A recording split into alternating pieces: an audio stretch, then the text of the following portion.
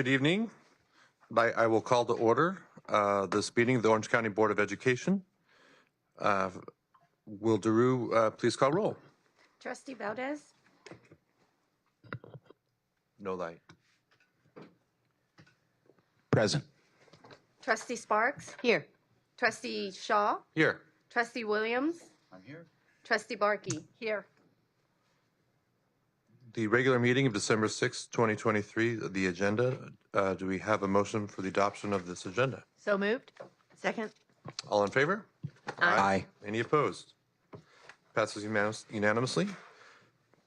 We will proceed to the approval of the minutes of the November 1st, 2023 meeting So moved. Second.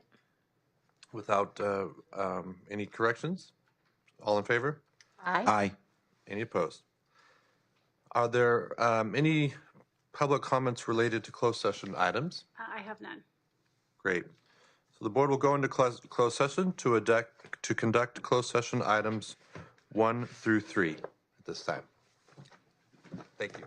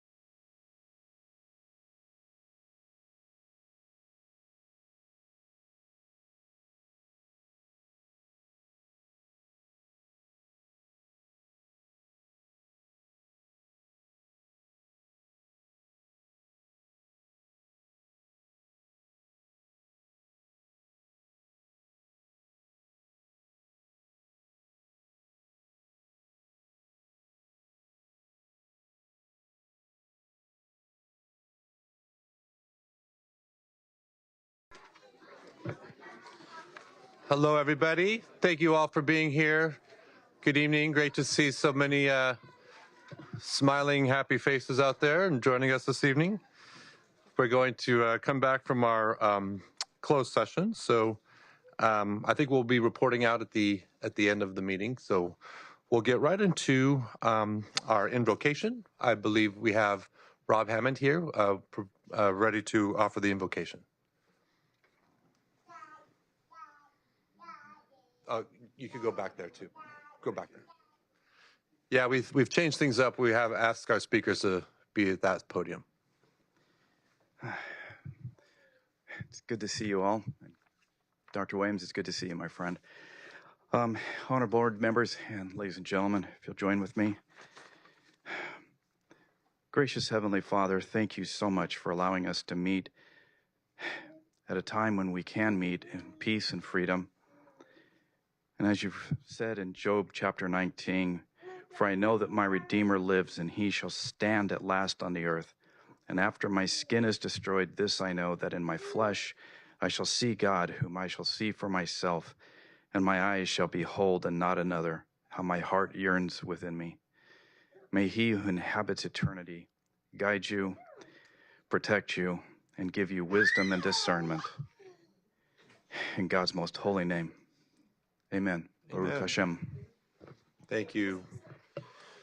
To lead us in the Pledge of Allegiance, we're happy to have with us this evening Addie Iverson, a fifth grade student at Newport Heights. Addie. There you go. Right hand over your heart. Begin.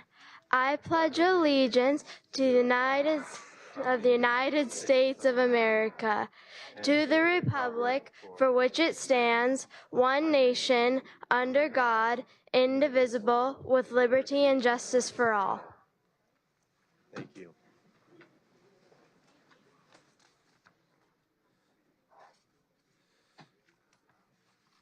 Okay. I believe we're going to, begin with Mr. Scott Fitzpatrick, Arts Coordinator, Educational Services. So, Scott, come on down.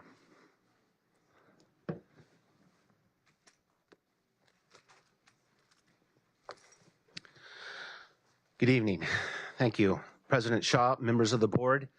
Ladies and gentlemen, I am Scott Fitzpatrick. I serve as Arts Coordinator here at the Orange County Department of Education, and I would really like to thank you for this opportunity this evening. This evening, we are happy to present the Newport Heights Elementary School Choir from the Newport Mesa Unified School District. Under the direction of their music teacher, Janine Jones, these wonderful students will be performing Here We Come, a Caroling, and Old-Fashioned Holiday.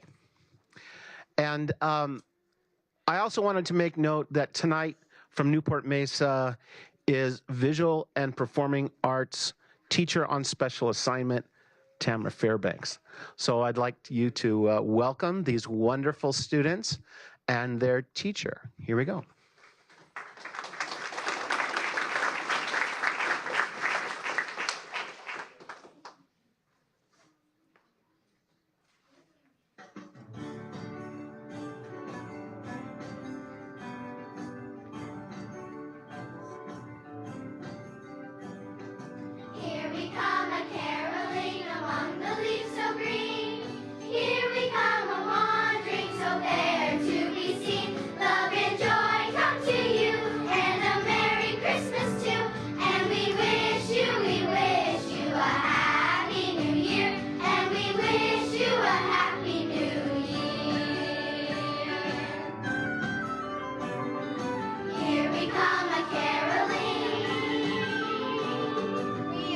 Daily bed.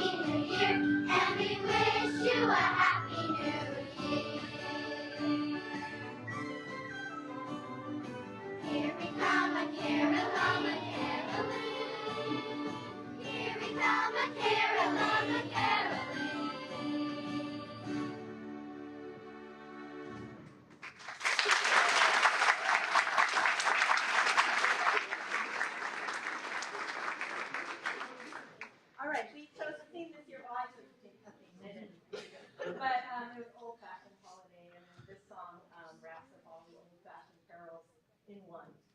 We hope you enjoy it.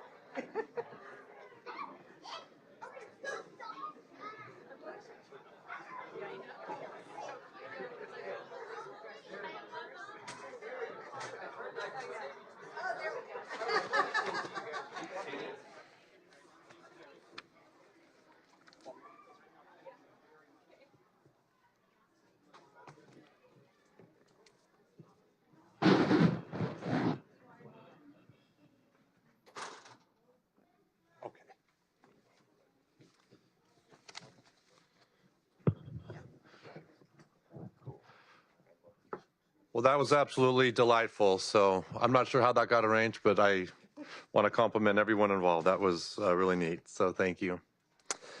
So let us see. Renee, do we have any introductions this evening? I do. I have 3. Oh boy. Yeah. So the first one is Fatina Jude. If she could please stand. And so Fatina is, sorry, I put my glasses on so I can actually see.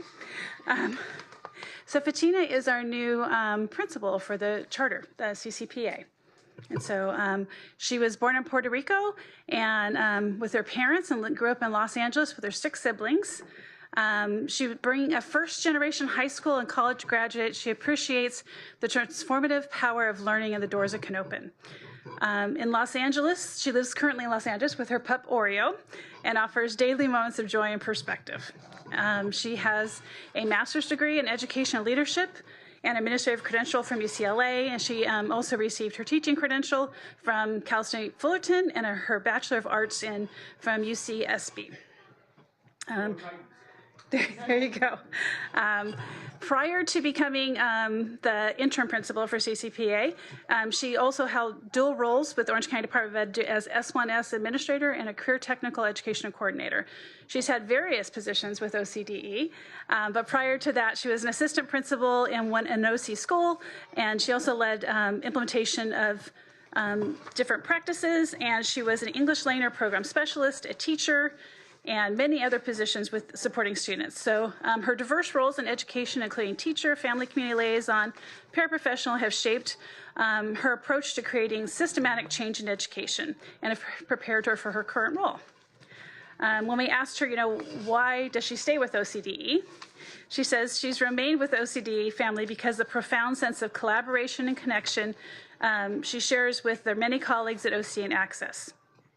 The people here truly embody kindness, collaboration, innovation, and critical thinking and creativity, all directed towards supporting our students in alternative education. The collective commitment to creating positive change and enhancing student success is both inspiring and motivating and is a key reason why she continues to be part of OCDE. Her hobbies and interests, when she finds the little time that she has, she loves as a passionate reader and loves learning about diverse cultures and traveling. And hiking is also a joy, especially when she sees nature with through her pup's eyes. So her goals and dreams are, as a first-generation high school and college graduate, she's acutely aware of the sacrifices her family made, which motivates her commitment to helping younger generations to build their pathways to success. Her goal is to empower these young minds to tap into their unlimited potential, enabling them to make meaningful social and global impacts. And she doesn't take her journey for granted and strive to create meaningful change in the world using her experiences and learnings to guide and inspire her. What one word or phrase would best describe who she is? She says lifelong learner. So please welcome Fatina.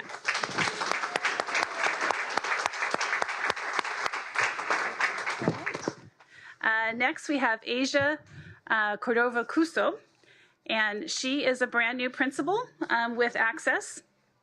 And so she was born and raised in Orange County and grew up in Santa Ana. She currently resides in Anaheim.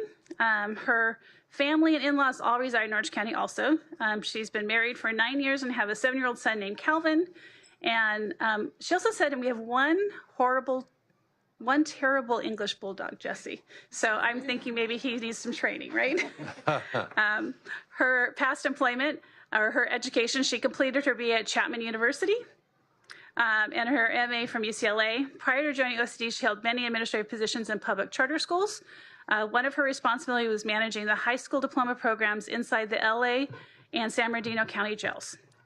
This prepared her for her role. She is fortunate to have helped students of all ages ranging from 15 to 65 to achieve their educational goals. And we asked, why did you come to OCDE? She said she decided to apply at OCDE because she spent the last 12 years of her career in Los Angeles and San Bernardino and made significant impacts of those communities. She now wants to be making those same impacts in Orange County, her community. She feels fortunate to be part of the OC team and hopes to stay here a very long time, which of course that's what we want also, and everyone has been very welcoming. Her hobbies and interests are, she likes working out, reading, and loves to go to Disneyland with the family, and of course watching her son play baseball. Her goals and dreams, being a positive role model, She believes in lifelong learning also. I would eventually like to obtain a doctorate in educational leadership. And the one word or phrase that she would best use to describe herself is dedicated. So thank you, and we're welcome, Asia.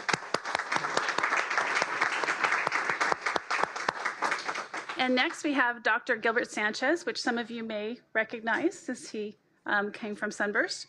And so he was born and raised in Southern California, East Los Angeles and Whittier, and currently resides in Whittier with his wife, Ophelia, and they have 3 children and 2 grandchildren. He attended Whittier College for undergrad and University of La Verne for his master's and doctoral degree. He was a former Sunburst Youth Academy director, and prior to that position served as the principal, dean, and commandant of the Oakland Military Academy. Classroom science teacher at a comprehensive adult and continuation high school, and he served in the U.S. Air Force and National Guard for 32 years. Why did he come to OCD? He chose OCD after his interactions as the director of Sunburst. OCD is a positive and supportive environment for students, and collaboration is what he enjoys. His hobbies, we don't give him a lot of time for hobbies and interests, but he does enjoy freshwater fishing in the Sierra Nevada mountains. His goals, he looks forward to moving up the OCD leadership ladder and seeks opportunities to collaborate with our comprehensive district partners and community partners. And the one phrase that best describes him is purpose-driven, passionate, and proud. So welcome, and thank you all for being here.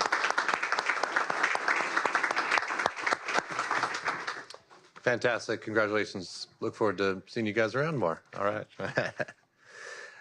Okay, well, I think we'll proceed now to public comments. I know we have a few. Dr. Sparks? Okay, yes, we have 3 public comments general and then 1. Oh, here. Oh, yes, we have 3 public comments in the general section and 1 connected to the consent calendar, which is next. So we'll just go in that order. So I'll call your name and then I'll call the second person on deck and we'll just go along our 4 public comments. So first up, Noah Green, and on deck, Nancy Watkins.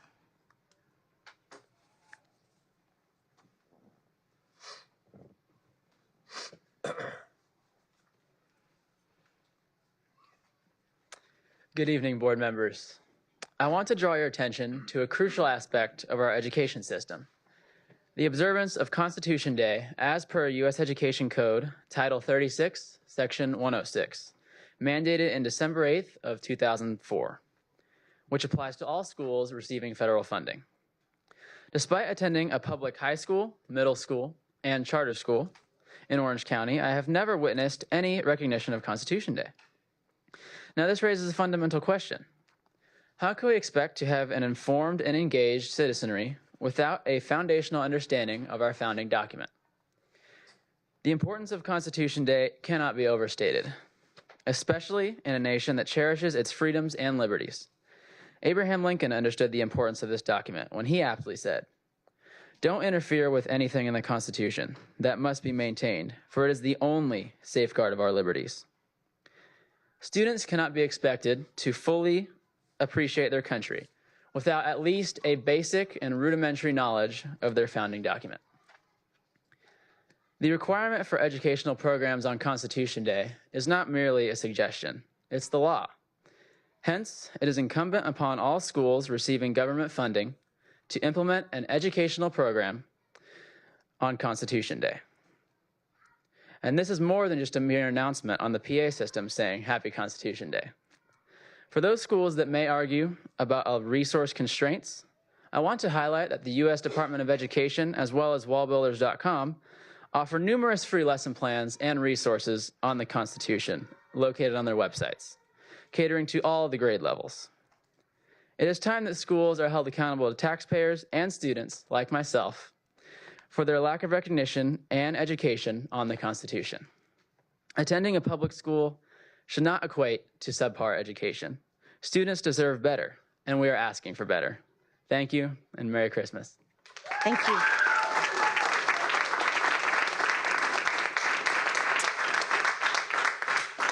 Okay, we have Nancy up and then followed by Rudy Krause. Good evening. Reflecting on the past year, I'm compelled to address the trend of the Orange County Board of Education's decisions and actions. The public witnessed resolutions that seemed more driven by personal and partisan interests than the well-being of students and families. This includes a failed curriculum ban and a redundant parent rights resolution, which did nothing beyond symbolic appeasement of a small group of supporters. The public consistently sees the waste of taxpayers' money, the power grabs, and the lack of attention to students who are directly under the county board's care. Taxpayers' monies have been unwisely spent on losing lawsuits and lobbyists and hiding frivolous expenditures from the public, another $45,000 just this month. The current board seems to prefer attacking public education, misusing taxpayers' money rather than working as a partner with district school boards, as evidenced by not honoring elected school boards' decisions about the schools in their district. This board continues to make decisions that usurp locally elected officials and attempt to consolidate decision-making within the county board. An example is the flyer distributed this week at taxpayers' expense that bypassed locally elected school boards with a directive to distribute to all families. The flyer seems to be an advertisement to defund local districts and promote incumbents during an election cycle. In the past year, the board ignored kids in the county schools, undermined dedicated educators, and unjustly targeted the elected county superintendent. What's notably absent in the board's discourse this past year is the students that they're here to serve. Conversations have been monopolized by supports for charters, lobbyists, and litigation, with no substantial discussion about kids in the county programs like Access, the Hall, or special education. This board has been caught up in policies and legal battles against state mandates, certain curriculums, LGBTQ students, and I would argue basic democratic principles. Some board members dismiss these concerns from the dais as just politics. However, the reality is starkly different.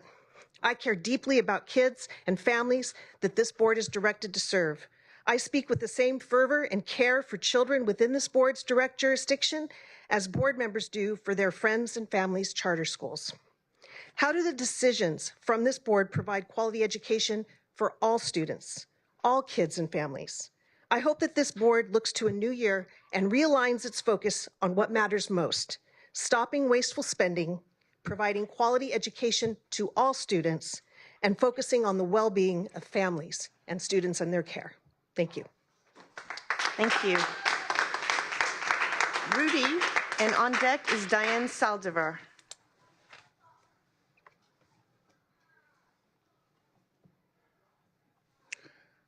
Hi. Something really happened extraordinary in the world of microbiology, virology, bioscience, COVID, vaccine science. It came to my attention a couple of days ago. A video of Dr. Ardis, who's one of the top 5, in my mind, virologists in the world on COVID and vaccine science. He just released a video stating that the top scientists in the world are now agreeing with me that COVID is an anaerobic virus / bacteria. I'm the first person in the world to state it. I have 75 videos talking about it, all documented. I've written 3 books on it. I'll be sending one to the publisher. That means that the world is following me and the anaerobic science of COVID. I'm not following them, they're following me. That means that I'm the smartest person in the world on COVID and vaccine science. I led the way. Now, what's happening in Newport Mesa is the prez over there is she's trying to censor me on discussing COVID vac science and what the protocol necessary for all the vaccinated is in order to extend their life. That is like censoring Albert Einstein on the quantum mechanics of the universe, or censoring Oppenheimer on building the first atomic bomb. So that shows how ludicrous the people in positions of authority in government and institution are. They know nothing. They're the least intelligent, and then they censor the most intelligent. This is quite shocking to the senses. And what she's doing is using this fallacious argument is, what you're talking about is out of our jurisdiction. Like it's a directive from the state from Newsom to get rid of any parent that wants to disagree with the Board of Education on any topic. Now, if they're censoring me on COVID science, where I lead the world, what does that say for all of the parents? They're out of control. The state is out of control with their mandates that Costa Mesa says they did not enforce, which is a damn lie. 30 million kids that went to college got jabbed. 20 million were college bound. And then there was 10 million that were from kindergarten through high school. Thank you very much. Thank you. Thank you. Diane Saldivar is up, followed by Lynn Riddle.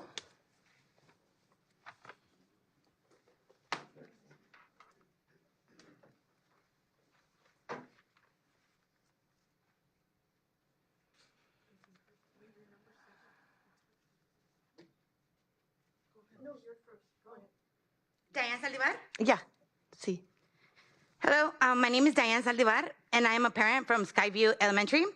I am here to voice our other parents' concerns in regards to the change that's going to happen and on January 1st. We really disagree with Dr. Ramon Montamantes. He didn't tell us anything, or the staff or the students, of the change that was going to happen. Now, most of the students do have mental health concerns and problems with them moving. We had a meeting today, and most of the kids were crying, saying that they were going to be ripped apart from their family, from them being all together in one classroom to them being all separated in a public school. Now, we had signed a contract with the school to sign our children out of the district. So why would we want to put them back in the district? They don't know the impact that our students will have and how it would trigger them mentally. And we just need you to consider everything and just think about the children. Like, how is it that you guys didn't even care to think, okay, here, let me ask how the children are going to feel? Just no one knew about it, and we just found out today. That's ridiculous. Thank you. Thank you. Lynn Riddle, you're up. Excuse me, board members, before I begin, I have asked that you receive a copy of a document that I will refer to. It summarizes some data, and it's easier to follow if you look at the chart. Do you have it? All right, thank you very much. I'm Lynn Riddle, and I'm addressing item number 3, the Roland invoice and the issue of the board's fiduciary duty to carefully review all invoices before approved and paid. The document I provided to you, a summary of Mr. Roland's 2023 fees, shows that over the past 10 months, you've paid Mr. Roland $500,000 in taxpayer money that you hold in trust and over which you have a fiduciary duty to protect and to pay only for proper purposes. And yet, notwithstanding that duty, over the past 2 years, not one of you has asked, again, a single question regarding the Roland invoices while you have approved and paid him $860,000. I'm interested. What questions will you pose to Mr. Roland before you act tonight? I'm interested, again, tonight's Roland invoices covering October of 2023 charges is unique. For the first time in 2 years, the cost reimbursement section lists just one charge, $23 for copying fees. Ordinarily, Mr. Roland's invoice reimbursement section runs in the area of $2,000 to $3,000 range. What's missing in tonight's invoice? Will you ask that question? Mr. Roland attended the October 4th meeting. So, where in tonight's invoice are his usual mileage, parking, airfare, hotel, taxi, and other expense charges? Why are they omitted? My prior comments regarding the Roland invoices, I have, as I do here tonight, raised the question whether you are performing your fiduciary duty to review the Roland invoices carefully and question and disallow any inappropriate charges. Recently, I went back over the May 2023 roll-in invoice. The reimbursement charges for May came to $7,000, including a single reimbursement of $720 for meals. And since no documentation was provided to the public, I had to obtain the information regarding that payment via a public records request. I remind you, when approving that payment on June the 21st, you raised not one single question regarding that remarkable $720 meal charge.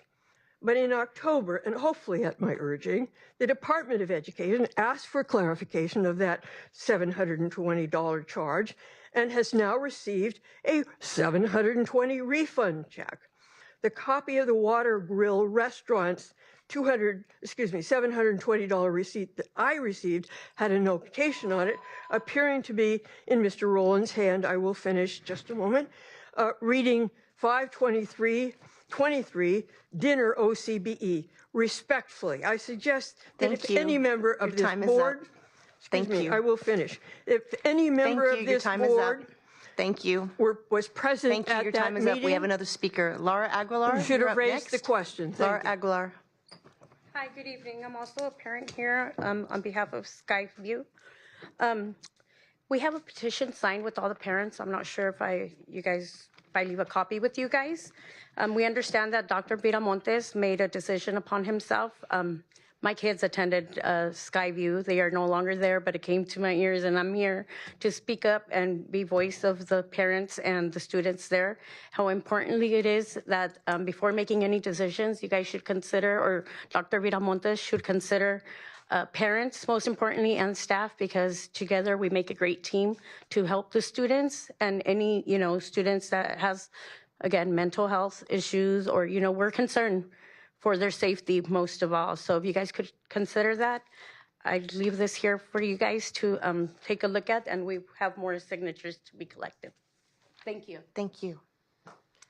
Those are all the public comments. Thank you. So for the consent calendar, I'll take these individually. So do I hear a motion for item number 2? I'll make a motion for item number 2. I will second. All in favor? Aye. Any opposed? For item number 3, approve invoice number 3269335 in the amount of $45,669.18 for Haight Brown and Bone Steel LLP. Perhaps I could ask Mr. Rowland to, if you would care to speak to this item.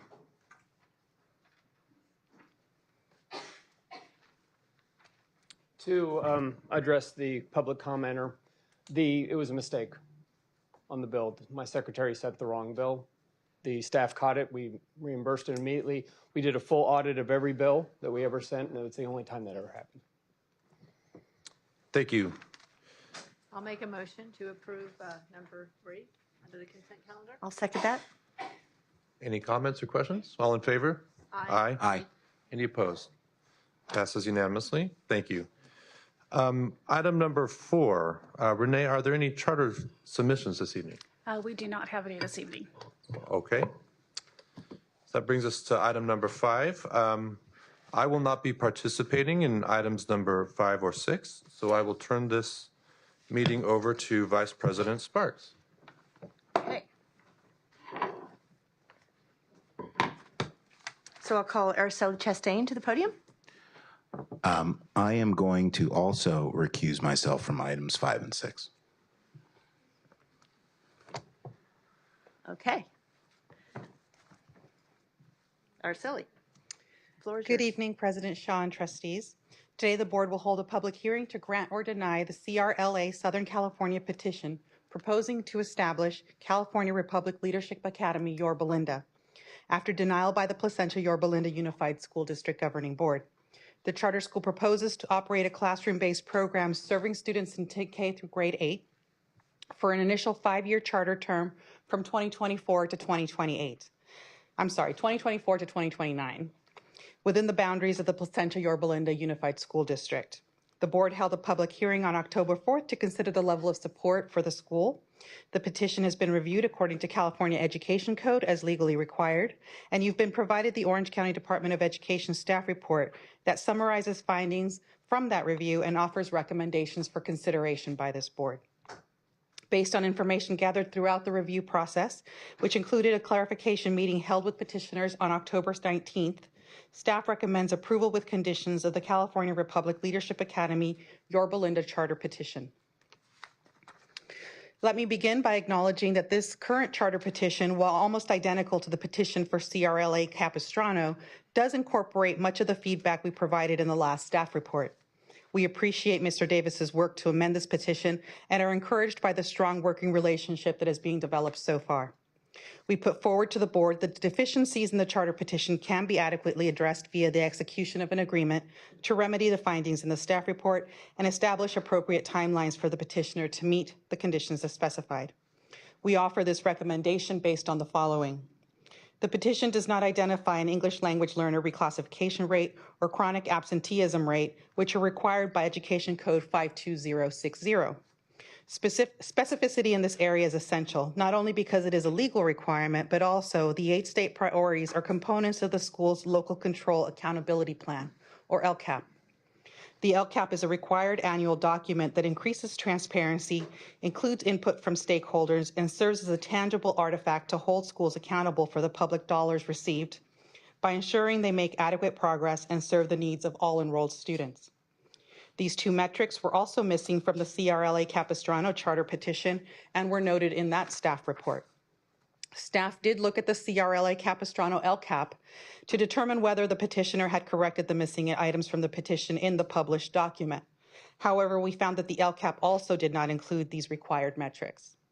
Prior to board discussion, CRLA representatives will have equal time and opportunity, or 10 minutes, whichever is longer, to present evidence and testimony responsive to the staff recommendations and findings published on November 21st. I now call representatives from California Republic Leadership Academy Yorba Linda to the podium.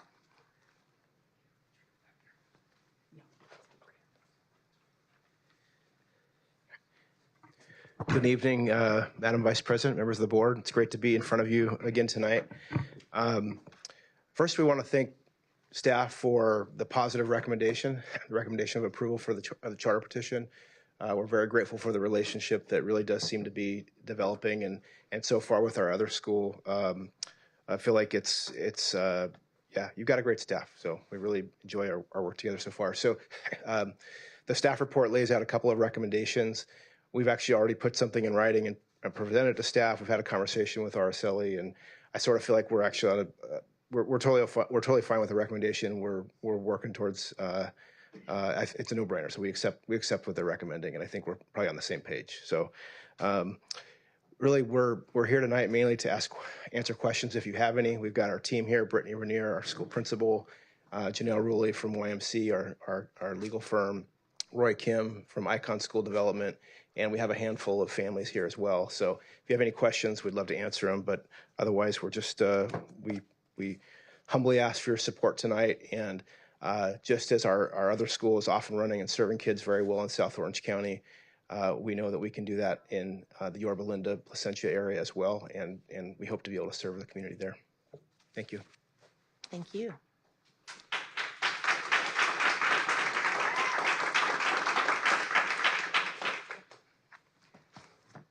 The hearing is now open for public comments. Trustee Sparks, please call for the first speaker. Okay, do we have any public comments regarding? Okay, we have 2. I guess I'll double duty. Okay, we're missing a couple here. Okay, so we will start with Javier Orduño and then Yun Choi. Good evening, Vice President Sparks, board members, and committee. I'm the Orange County local representative for the California Charter School Association, CCSA. CCSA is a membership and professional organization serving our member schools and advocating for fair charter policies for over the 1,250 public charter schools in California. Our mission is to meet parent, educator, and community needs for great public options by supporting and advocating for high-quality nonprofit charter schools and sharing their success throughout California public schools. We have reviewed the Orange County Department of Education staff report for California Republic Leadership Academy, Yorba Linda, new petition, and do not believe the staff report provides any legal barriers to the board approving this petition. For this reason, we encourage you to approve this petition. Your approval would allow parents the right to choose a classical public education option in the community. Thank you so much. Thank you, Javier. Yun Choi, you're up. Hi, hello. As a resident of Yorba Linda, I look forward to opening the CRLA Yorba Linda School. It uses a different curriculum from public schools, but I think the classical education pursued by CRLA provides a lot of necessary educational values for many children. I think it is a really good curriculum for my son, who especially likes to read books and history. This is the case for our children, but I think many kids are the same. So I have two children in the 5th grade and 3rd grade, and they like and learn the curriculum of classical education better than anyone else. In this society where diversity is respected, and I think that the diversity of education must also be respected too. In that sense, CRLA Yorba Linda will be a good school that provides a quality educational environment to many children. I also have many friends around me who are waiting for this school to become open. So please ask that your wise choice open more opportunities for learning to our children. Thank you. Thank you.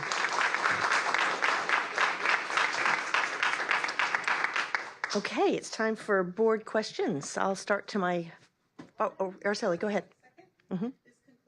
Public hearing. The board has 3 options for action regarding a charter school petition submitting on appeal.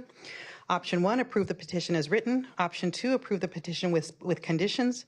This action would result in the approval of the charter and require the execution of an agreement to address the issues outlined in the staff report. Option 3, deny the charter petition. Trustee Sparks, I now close the public hearing and turn the meeting back over to you. Okay, thank you. Sorry, I jumped the gun a second ago. All right, now we'll turn to board questions. I will go to my far left, Trustee Barkey. Well, I have some comments. I'm thrilled to see you here again. I'm thrilled to know that we have. Oh, I'm so sorry. I'm thrilled that you're here again this evening and that you'll be expanding classical education in Orange County. I know there's a huge demand. We only have a couple of classical education charters in Orange County, and so I'm so happy that that you guys have put together a great team and look forward to working with you going forward.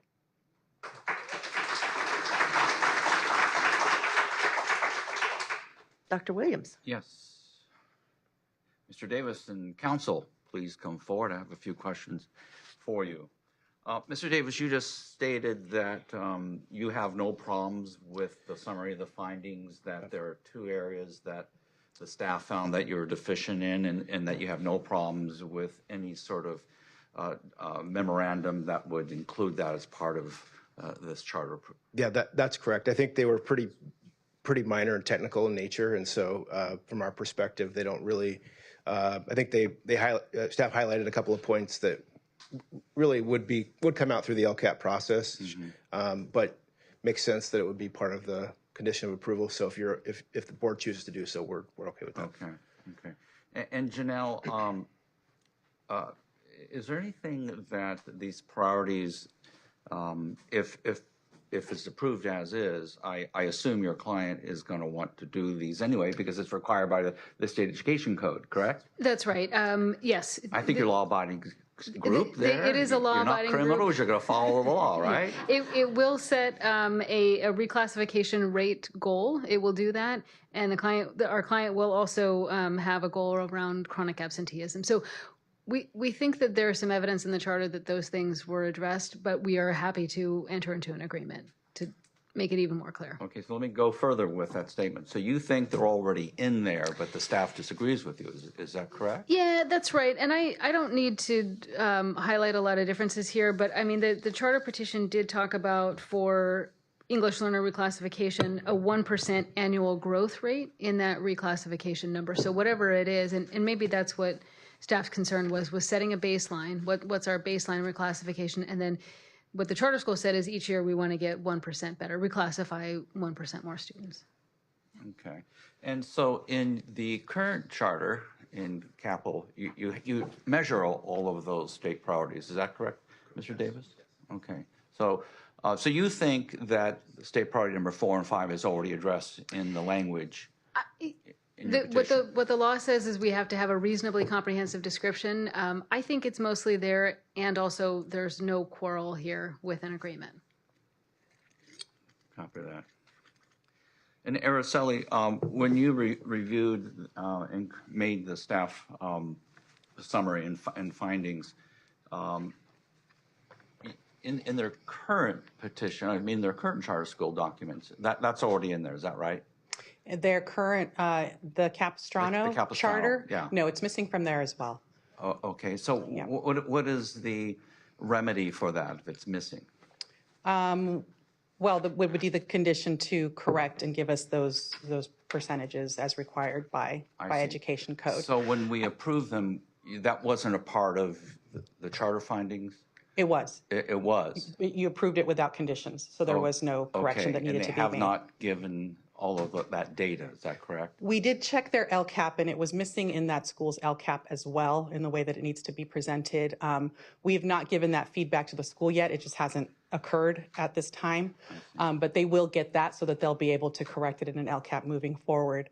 I think one thing to point out here is these 8 state priorities basically translate into an LCAP for a school moving forward. So it's a requirement of the charter petition, and I would assume that the reason that it's a requirement of the charter petition is because this is the only time that the board has to look at some of these metrics potentially and agree, disagree, give feedback on them. So for example, if you had a school that said, we're going to have a 15% chronic absenteeism rate, you may have an issue with that. It's extremely high, right? We rarely see that, but whenever we have seen it in a petition in the past, we've questioned it. Once you get an LCAP, we don't approve LCAPs. So charter schools don't have to have their LCAP approved the way a district school would. So you don't have this opportunity moving forward to say, we disagree with this chronic absenteeism rate, or we're not aligned here. This is really your only opportunity to do that. And so that's why it's in this petition. But moving forward, we're not saying that they need to have a certain number or anything like that. Once they submit their LCAP next year, whatever numbers and percentages they choose are completely up to them. All that we do is we check the LCAP to make sure that all of the areas are covered. But what data they select, we don't approve those LCAPs, so we would not be giving them feedback on those percentages or numbers. This would be your only opportunity to do that. Sure. So for the record, the LCAP is approved by the local board there at the charter. Correct. And that goes to the state superintendent or the Department of Education, is that correct? Comes to us. Mhm. It comes here to this department, then what Yes. happens after that? We publish it on the website, so they all need to be, all public schools in Orange County, we publish their LCAPs on the OCDE website, and we basically review it for completeness, that they've addressed all of the items, whereas a district LCAP actually has to be approved by the department. So if these are not on the LCAP, then you highlight that. And Yes, and we would let them know in their oversight report at the end of the year that you were missing some of these items. Please correct them. You know, we recommend that you correct them at your next LCAP, and we hope that they do so at the next one. Sometimes it's just a misunderstanding. LCAPs have a lot of information and data that needs to be put in there, and so just doing that accurately is what it's we probably assist not with. uncommon that this happens with It happens a all lot. school districts. Happens a lot. We have a lot of corrections on LCAPs and a lot of suggestions, but for charter schools, what they are, they're suggestions for improvement of their LCAP moving forward. We don't deny their LCAP based on whatever they've written. Thank you. Okay, thank you for that detailed explanation. I think that helps a lot. And I just want to thank the families for coming out to support the school. I know it takes effort to come out at night, and it's dark and cold, and you just want to be snuggled up with hot chocolate. So I really appreciate your dedication in coming out. And I would just ask, Gary, just a sort of confirmation question, and Janelle as well, that, you know, given the discussion, and you guys have a wonderful track record in Capo and so forth, just that you're continuing to meet, you know, the legal criteria that is required to meet, that you're doing your best to meet the staff, you know, to the bar that they're hoping in terms of the reporting procedures, and just the good faith effort along those lines. And then, having said that, I'd be happy to support option 1 as putting forth a motion. I will second that if that's a motion. Okay. And do we call for a vote, or do we have discussion? I have a question. Dr. Williams? Araceli, one more time, please.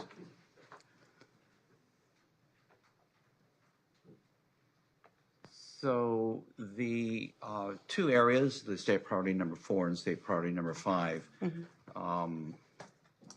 is that required for approval of a charter? Is there any state law that says?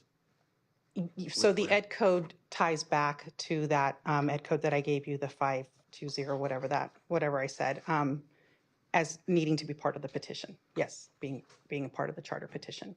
We're really careful about that, by the way. So we always make sure that what we're calling out is required by law to be in there. And the other thing, obviously, that we always call out is anytime there's language in a petition that doesn't align with education code or with any law that's required, we don't try to put anything in here that's beyond what's required in Ed code. So these priorities, priority number 4 and number 5, they should be in the charter petition. Is that correct? Correct, because Education Code 47605, when this section that talks about the 8 state priorities ties back to and lists Education Code 52060. And when you look at Education Code 52060, that's where it tells you that you have to have these 2 things in there. Okay. If I may ask my colleagues, I would feel more correct if we could select option 2 with just the amendments for those 2 areas. I think those are really quite benign, and I don't think, as Janelle, you said and stated, Mr. Davis also stated, that wasn't an issue. I would just feel more comfortable with moving ahead, and so I would request that you would withdraw the second and the motion and let me. Would it be more proper to move forward on that and then you have your motion move forward, or? Well, there's a lot of parliamentary ways we could do this. In terms of Robert's Rules of Order. Well, so we don't use Robert's Rules of Orders. We use the ABC of Parliamentary Proceedings. I mean, certainly I can make a subsidiary motion that would do that simply, but it's more clean, I think, if we. So you need 3 votes to make this thing pass, right? Okay, there's only 3 of us here. You need 3 votes. So if I'm apprehensive and I'm sharing that, I would feel more comfortable approving this petition with those 2 exceptions. Basically, amending and selecting option 2. Trustee Barkey, any discussion, input? Well, I mean, I like your motion, but if it's not, I'm listening to Janelle, who says it's actually in there. Is that, or are you? My sense is that we're probably inches apart on what it is that the county is looking for. So I think there's a colorable argument that it's there. Again, you're not hearing a quarrel from California Republic to agree to put it in there, to agree to a condition. Okay. All right. Okay. So you're going to withdraw your So I'll withdraw my second if. I'll withdraw my motion and you withdraw the second, and then we start over. I'll make the motion that we approve this charter as option number 2 with conditions, and that state priority number 4 and state priority number 5 are included. And that would be my motion. I'll second that motion. All in favor? Aye. Aye. Okay. So option 2 passes 3-0. Congratulations.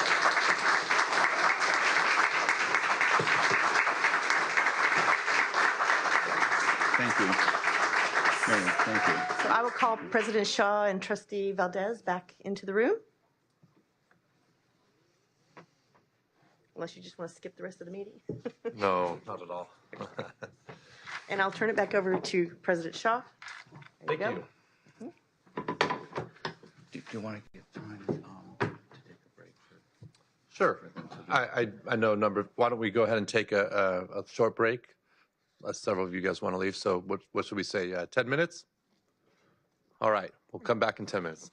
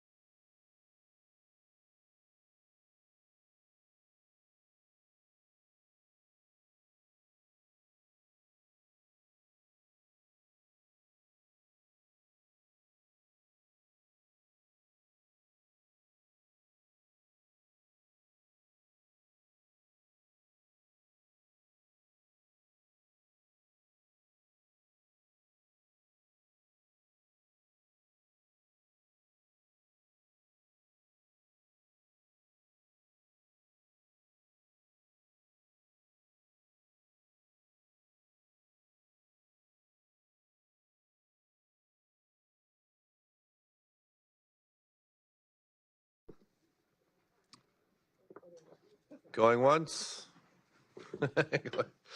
All right. So we'll get going again here. So we'll proceed to item number 7, the revised invocation policy the executive committee came up with. We seem to have a issue a bit that we don't get enough people volunteering. So we looked at our policy, and it looks like we went out to get folks to volunteer for the invocation. I think, what was it, only a once a year basis? Yeah, once a year. And so we're amending that to go out and let folks know more regularly. So it's at least twice a year? We thought we'd start with twice a year, and then if we need to increase it to quarterly, we will do that at a later date. But for now, at least we would put out an invitation, or ask the staff to put out an invitation to the folks in the community that might be willing to come and give an invocation of all faiths. In the fall, beginning of the fall, I call semester, beginning of the academic year, and then at the beginning of the spring semester. Great. And I know we're looking at some interfaith groups and stuff to let them know we could use an invocator. Is that a word? Academics make up words all the time. Okay. So I think that was the extent of the policy, right? Greg, did I have anything else? December and June? Okay. Second. All right. All in favor? Aye. Aye. Passes unanimously. Thank you. So proceeding to item number 8, budget presentation. Dave Giordano, Associate Superintendent, Administrative Services. I think you're on deck.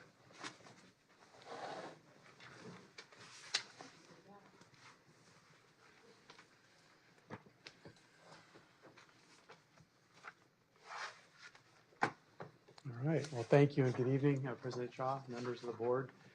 Tonight, as Mrs. Hendrick has done this many, many times in the past, tonight we're going to view with you our 23-24 first interim financial report. And this report represents the first official revision to the department's adopted budget that was approved back in late June.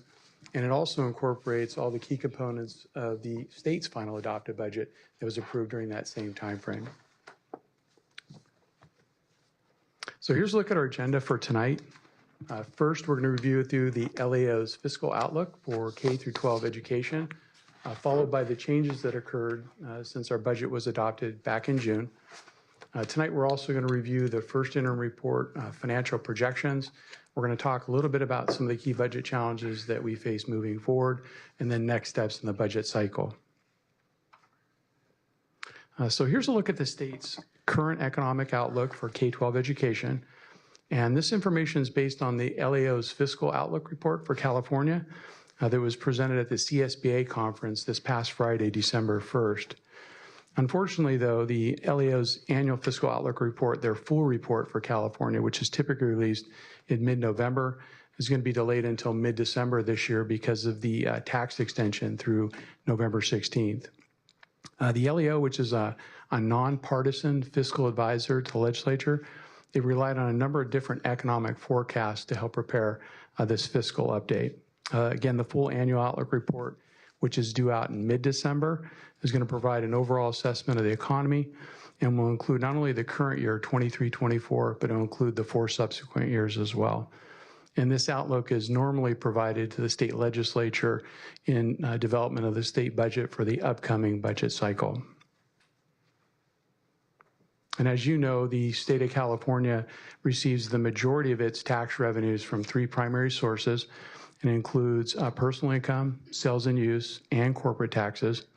And unfortunately, with the delay in the tax filing extension through November 16th, more than 40% of the state tax revenues are going to be impacted by that extension. As a result, up until this past Friday, tax collections for the previous fiscal year had remained uncertain.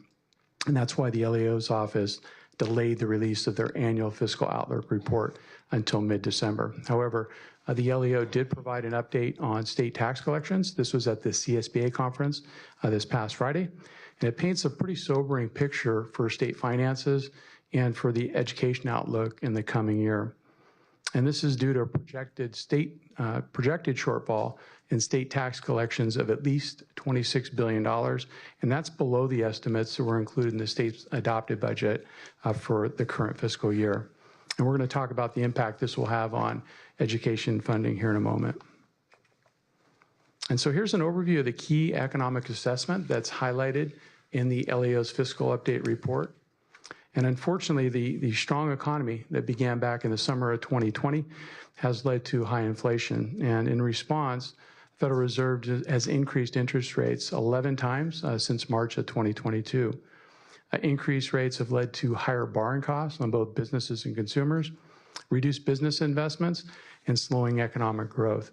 In fact, a number of different economic signs point to cooling trends in California, including flat consumer spending over this past year, a notably weaker job growth over the past several months, and an uptick in the unemployment rate, less investments in business startups and expansions, and then stabilization of income tax withholdings at a reduced level. As a result, the LAO notes that historically economic conditions like the ones we're currently observing have led to economic weakness in the coming year. And so here's a look at how the recent tax data is going to impact the state's revenue outlook. And we know that the recent tax data regarding those delayed tax collections reflect a revenue picture that is significantly weaker than what the state had projected back in June. For last fiscal year, 22-23, state revenues are now about $26 billion below those estimates in June. And the LAO is forecasting that some of this weakness is going to continue in the current year, 23-24, and in the budget year, 24-25. And the latest revenue estimates across these two fiscal years are $32 billion below the estimates back in June. In total, state revenues now are tracking about $58 billion below projections last June, and that's across fiscal years 22-23 through the budget year 24-25. And so here's a look at how the Proposition 98 minimum funding guarantee for schools will be affected by the state's revenue outlook, that revised outlook. We know the guarantee is expected to decrease by nearly 40 cents on the dollar for state general fund revenues that do decline. So for every dollar that state general fund revenues decline, the schools are going to lose 40 cents. As a result, if state revenues were to decrease by $58 billion across the prior fiscal year, 22-23, through the budget year 24-25, then the guarantee is expected to decline by about $22 billion. And this decline will likely impact the guarantee in the prior year, 22-23, the current year, and the budget year. And so here's a look at some of the key issues the state faces for the upcoming budget cycle. First off, we know the state's facing a really difficult decision of either reducing the current and prior year guarantee based on those revised revenue estimates, or leaving spending at the levels that were proposed back in June when the state budget was adopted. Of course, the decision has big implications for not only school districts, but the rest of the state budget that's facing a large operating deficit. Another important piece of information that was covered by the LAO in their report is that the statutory COLA for next year, 24-25, that's been revised down from an estimated 3.94%, this was back in June, to 1.27% again for next year. And this point in and of itself, without that steep drop in the Prop 98 guarantee, would have had major impacts on K-12 education in the coming year. And so here's a look at some of the key changes that occurred since our adopted budget was approved back in June. We know the 23-24 state budget reduced the one-time arts, music, and discretionary funding by $200 million this year. And that's as compared to the $1.8 billion reduction that was proposed under the May revision. As a result, OCD will receive approximately $2.7 million in one-time funding, or about $1.3 million more than what we anticipated back in June. Likewise, the 23-24 state budget also reduced the one-time learning recovery emergency funding by $1.1 billion this year, and that's as compared to the $2.5 billion reduction that was proposed back in June. As a result, OCD will receive approximately $5.4 million in one-time funding, or $1.1 million more than what we projected back in June when we adopted our budget. And of course, our staff's currently working on plans for both of these one-time funding sources that will be brought forward to the board at a future board meeting for approval. The 23-24 state budget also includes some relief for County Office of Education. This is from declining average daily attendance. Beginning in the current year, county offices can now use the greater of either current year ADA, prior year ADA, or the average of the 3 most recent prior years ADA in computing our LCFF funding for our alternative education grant. And this change is consistent with how school districts have been able to calculate their funding under the LCFF since last year, 22-23. Next, we're going to talk about the purpose of the first interim report, and then some of the key budget assumptions that we used to build the report. So school districts and County Office of Ed in California are both required to certify their financial condition twice each fiscal year, once at first interim, which includes our actual financial data through October 31st, and then again at second interim, which includes actual financial data through January 31st. And the first interim reports due the California Department of Ed by December 15th, and the second interim reports due by March 15th of each fiscal year. And both these reports will contain updated revenue and expenditure forecasts, not only for the current year, but the 2 subsequent years as well. And so here's a look at some of the key assumptions that we used when we built our first interim financial report. And you can see we've included not only the current year, but the 2 subsequent years as well. And for the current year, 23-24, if you were to look at the salary accounts in our SACS financial documents, you'd see that we've included the increased cost for the negotiated settlements with our classified and our certificated bargaining groups. If you drill down a little bit further and look at the statutory line items, you'd see the increased costs reflected for our CalSTRS and CalPERS pensions. And then if you were to drill down and look at our employee benefit lines, you'd see the increased costs reflected for our health benefits as well. For the current year, that COLA coming in at 8.22%. And then again, next year, based on the LAO's latest information, projected at 1.27%. And then in 25-26, the latest estimate is 3.29% on that COLA, but the governor will be releasing his budget proposal for next fiscal year here in January, and so we expect to get an updated number. Average daily attendance for this year projected at 4,654 students, a slight increase over last fiscal year. That's across all of our programs, and projected to increase slightly each of the next couple of years. LCFF revenue projections for the students that we serve, $108.4 million in the current year, projected to decline slightly, down to $108.2 million in the budget year 24-25, before rebounding slightly to $112 million in 25-26. And then you can see we also have on here tuition for our Access and Special Schools program, budgeted in the current year at $43.8 million, again projected to increase slightly over the next couple of years. And then here's a look at our multi-year projection. Again, we've got included here the current year, 23-24, and the 2 subsequent years. And you're going to notice this is in very summary format. The detailed report, of course, is included in our budget book. But we've got here the current year, 2 subsequent years. This is our combined general fund, so it includes not only our unrestricted operating accounts, but also all of our restricted accounts. So for the current year, $15.2 million surplus is projected. And then in 24-25, you can see we're projecting a small deficit of $2.4 million. And that primarily has to do with the spend down of all the COVID monies that we received, both state and federal dollars. And then 25-26, you can see that our revenues and expenditures are roughly in alignment. We're projecting a small surplus of just over $135,000. And then, as mentioned earlier, County Office of Ed are required to certify their financial condition twice each fiscal year, again at first interim and second interim reporting. And there are 3 types of certification. First, we have that positive certification, which indicates the district will be able to meet its financial obligations, not only for the current year, but the 2 subsequent years. We have a qualified certification that indicates the district may not be able to meet its financial obligations either for the current or 2 subsequent years. And then finally, we have a negative certification, which indicates the district will be unable to meet its obligations either for the remainder of the current fiscal year or for the subsequent year. And of course, our staff's recommending a positive certification be assigned to the report this evening. And next, we're going to talk about some of the key budget challenges that we face moving forward. And again, as Mrs. Hendrick has shared many times in the past, these challenges really are not unique to our district or county office or districts for that matter. These are very common.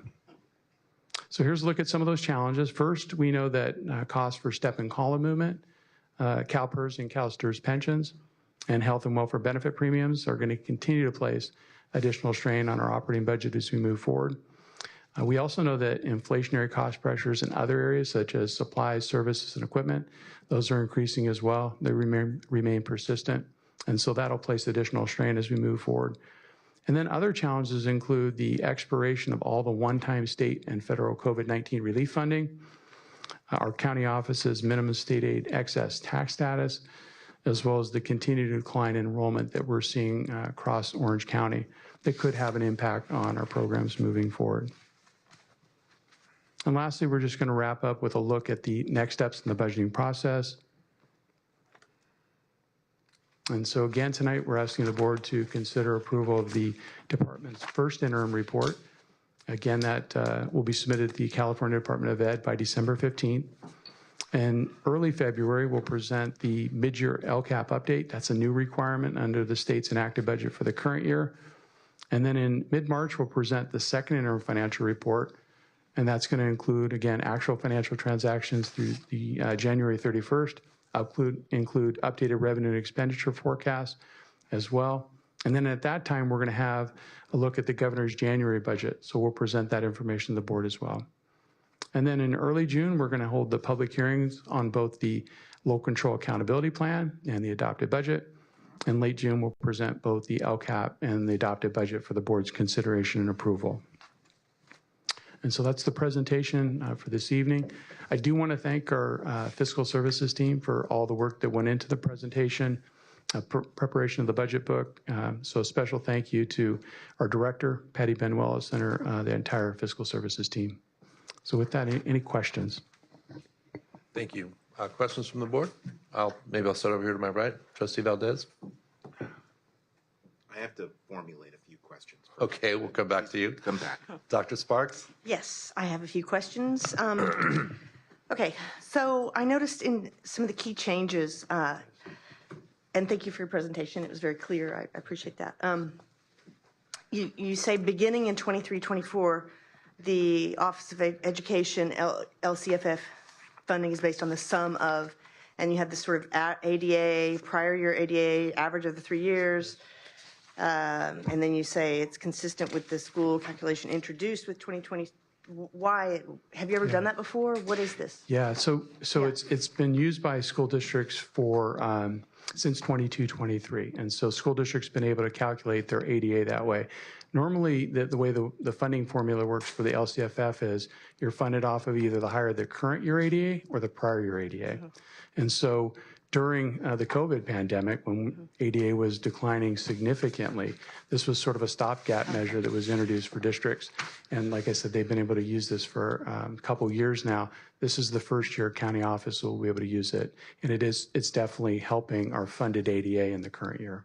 Okay, yeah, because it's taking the average of the 3 years, I guess. That's it. And then you're saying that the COLA is revised from 3.94 down to 1.27. Can you unpack that a little bit? Yeah, so that's the, again, this is the LAO's latest estimate. There's, I believe, and I'm not an expert on the COLA calculation, but I believe there's 8 different factors that go into it. And really what it is, it's an index that's tied to state and government services. And so, but there's 8 different factors that come into play. And at the time they released their latest estimate, 6 of the 8 factors were known. And so only 2 were remaining. And so, but that's really what it is. It's really just it's an index that's tied to government services, goods and services. Because the numbers you presented at the very beginning slides were pretty grim. Yes. And I kind of, I was kind of surprised to see such a little variance there. Yeah. Because it seems like, now again, I'm not digging down in the numbers the way you are, but it seems like it's pretty grim, and then we get to a very small variance.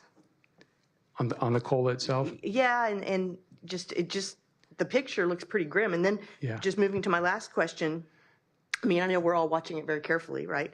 But looking at the multi-year projections and the number of 25, 26 projected of coming out of the surplus slash deficit revenues minus expenditures of 135,091, that's a pretty small number. Yeah, yeah. So is that typical? Yes. I don't recall seeing that small of a number On the surplus line for that last fiscal year? on the projected. Yeah, so when you look at the multi-year projection, there's a lot of different assumptions that go behind each of those numbers. But, and so it really is based on all those different factors. But for that fiscal year, when we talked about the potential drop in the guarantee, that $22 billion, that could be over those three fiscal years, right? 22, 23 through the budget year 24, 25. None of that at this point is factored into our multi-year projection. And so until the state comes out with their budget proposal in January, we won't know how that's going to impact it. So if you're trying to tie some of the projections in state revenues, that hasn't been factored in the multi-year. Right. No, I get that, and I know we're all kind of concerned about that. I know you explained that this number's trickling down from the COVID relief funds and so forth. So, but it just scares me to see that number.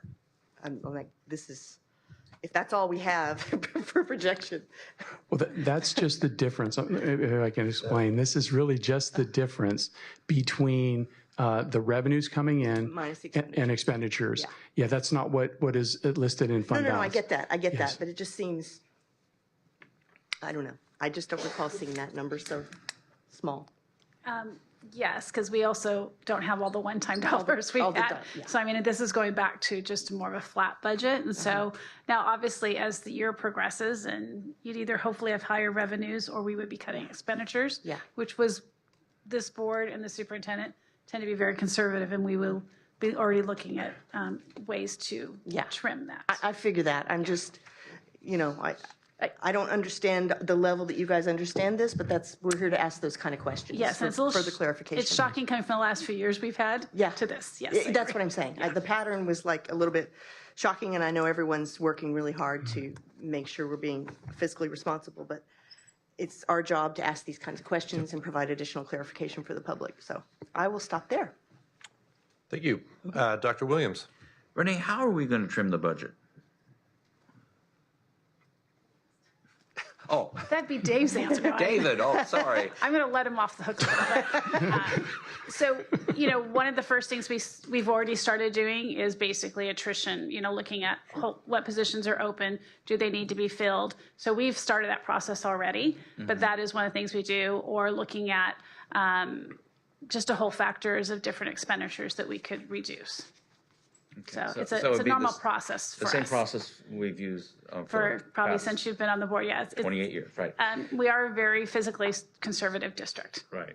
And so that we've already, Dave's already doing a lot of great work as far as looking at all our existing expenditures, positions, and everything else. So he has great experience in this area. So we trust that he'll keep a very close eye on it.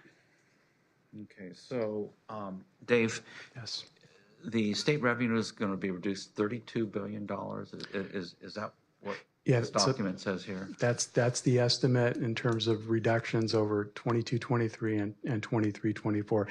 Again, the LAO is going to release their full outlook report. This was sort of abbreviated version of it. They presented at CSBA, but which, by the way, was very different from the presentation they gave 2 weeks earlier at the CBO symposium because they didn't have the revenue collections through November 16th. So, but they'll release the full report. It could change. Yeah. So, as Dr. Sparks said, this is somewhat grim and sad, and it's not a happy future perspective. Kind of joking aside here, I saw the debate between DeSantis and Newsom last week, and I thought Newsom said we're in great shape here, and it's like now we come here, and I thought we were doing really good. A little bit of humor for us here. Okay. Trustee Barkey. I think think they've covered most of the questions. One thing I just noted was our ADA, we're projecting it to go up a little bit. And what do you attribute that to? Because I hear so much with numbers going down. Why are we? Yeah, it's a great question. I think our program staff that are here can probably explain a lot better than I can, but I know they've made some changes to the program and they've been marketing the programs more. And we did have an increase last year of over 160 students. And so we are projecting, again, a small increase this year. So Right. hopefully that trend continues. Okay, great. Thank you. Question, are there any opportunities, creative opportunities to get additional revenue, like leasing out some of our buildings? Would that be ever considered in the process? Do we have any buildings to lease out? We don't really have any buildings because, like for access, besides the 2 schools that we own, everything else is leased already. So we're leasing it from somebody else. And so, and our special school sites are usually located on a school district site. And so the only buildings we have obviously are these 4 buildings, which are beyond full. And then we have the Red Hill and the Esplanade. And so currently, Esplanade we're leasing out anyway for revenue, but Red Hill's full also. So as we're looking at staff attrition and making more small our facilities, will there be openings and opportunities to lease out additional space? I think, probably the most I would see it would be at Esplanade, where we would be. But in that space, we have a program that continues to grow, which is our child care program, which the state keeps giving more and more money to. So I think it'll depend. It's hard to say what the future will bring. But unlike a school district, we don't really have a lot of owned facilities. It's a little bit different. All right, Trustee Valdez. So I'm just looking even at the first page of the budget, and it says certificated salaries are projected to go down $1.9 million. So we're talking about teachers, right? Yeah. Why do teachers take a $1.9 million cut in this budget, but classified salaries, which are essentially staff members, that goes up $155,000? Yeah, it's a great question. And so when you look at the adopted budget, when we put that budget together, we're budgeting all the positions for the coming fiscal year. And then what we do with each budget cycle, we tighten things up as we go along. And what we're showing here is there's savings because positions went unfilled.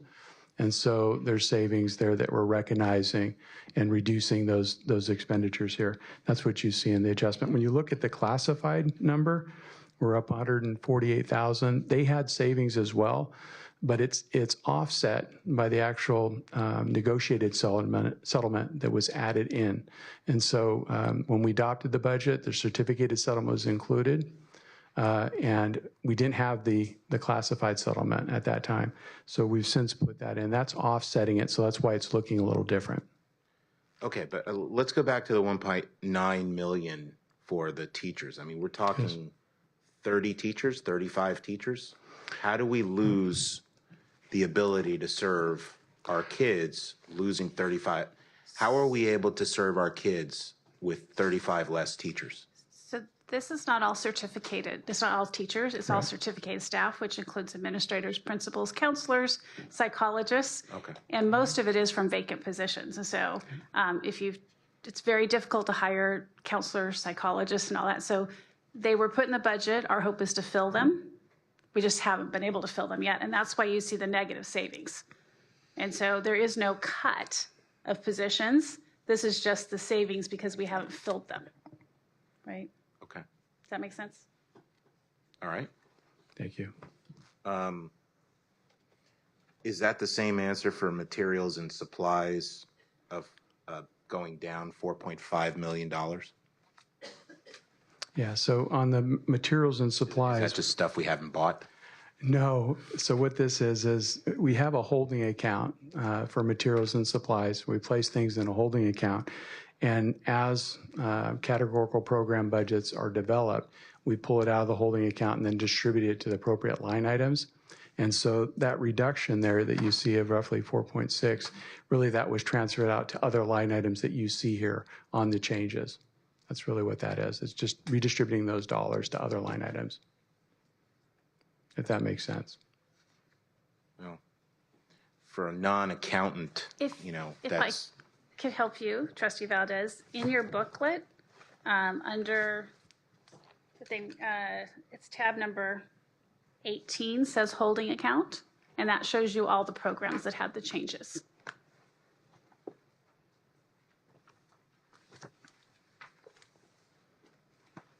Number, I think, well, if my glasses on to make sure 18? it's the right one. No, yes. Yep. Tab 18. oh, I see, 18 holding account.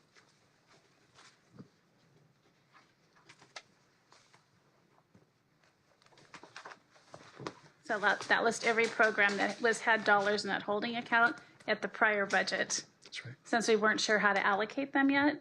And now, so this is all those programs that entails.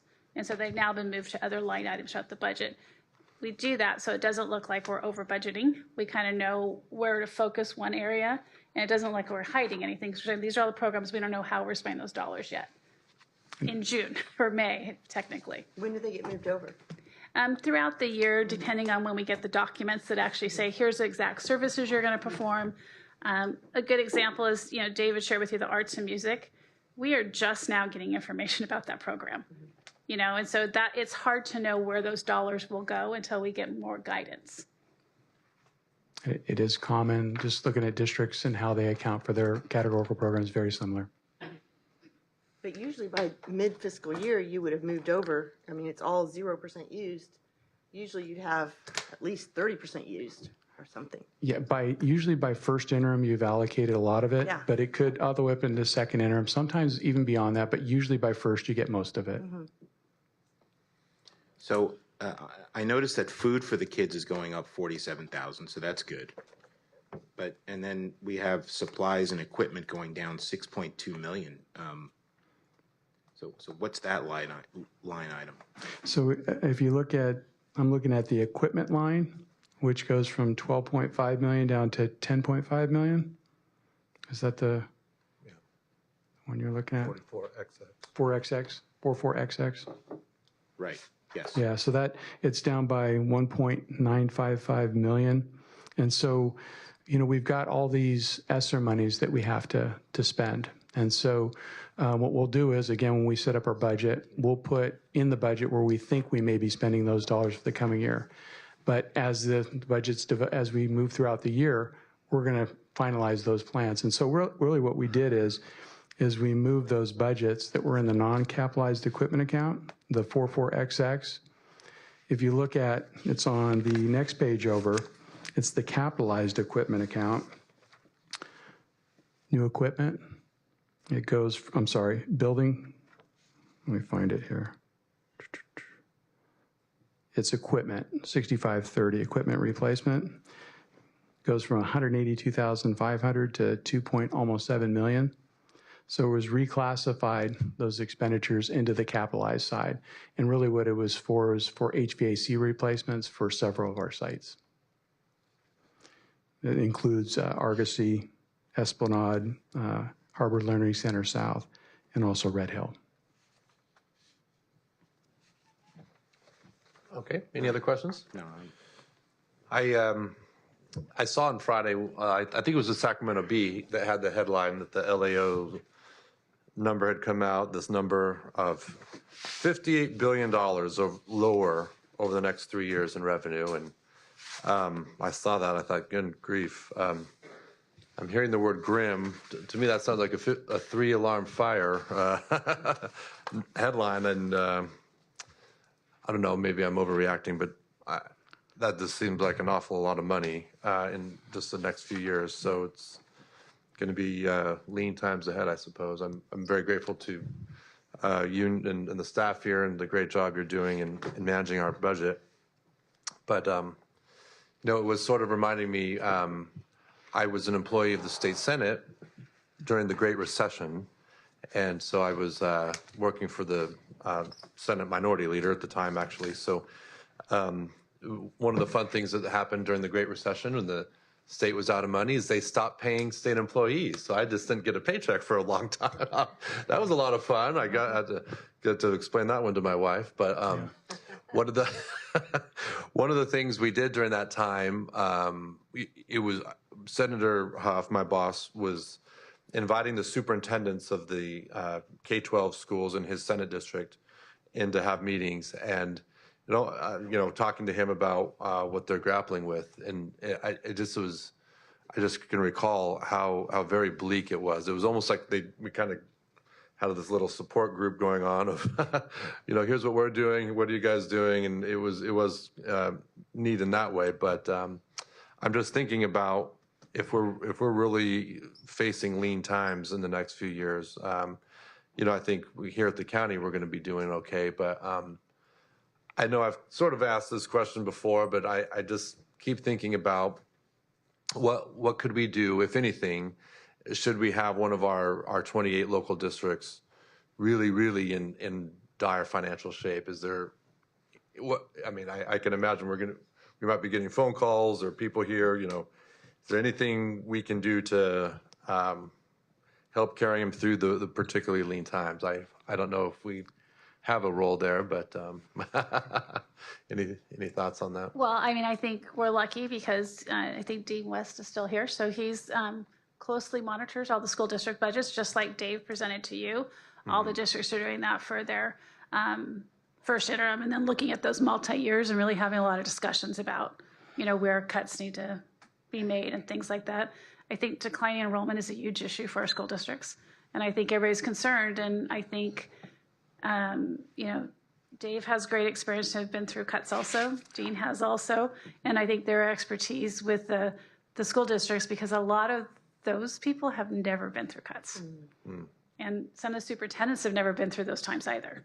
And so really trying to guide them in a lot of conversations. Dean West is already having conversations with districts about the fiscal cliff coming and things like that. So they're being very proactive in looking at those districts. But, I think that's the type of where to be very proactive in looking at those type of things. I think the one thing that, when Dave and I were kind of going over this, he did share with me some of the other things from the presentation was also that the state also is going to get off the hook a little bit because property taxes have continued to increase quite a bit, which means more property taxes, less money the state pays, right? So they'll get some savings there. And then they actually get a savings from the declining enrollment.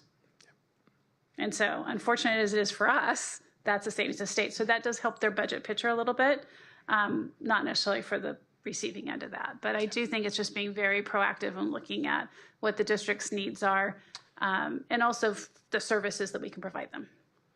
Well, that's terrific. I appreciate what you said about, planning ahead. I know if you've planned ahead for some lean times, it might be a little softer landing, but we talk so much about our county. Do you happen to know, like statewide, what enrollment trends are looking like? Is it? I think it's down statewide, but do you know for sure? It is down statewide, and I think thankfully Orange County has moved off the top 10 list. I think so. At least we're not in the top 10. That's because we hit the top 10 a few years back, a while back. So we're kind of out of the top 10 now. But I think Central California, Riverside, San Bernardino is doing a little better. Okay. Thank you. Any other questions from the board? Thank you again. Thank you. Terrific presentation.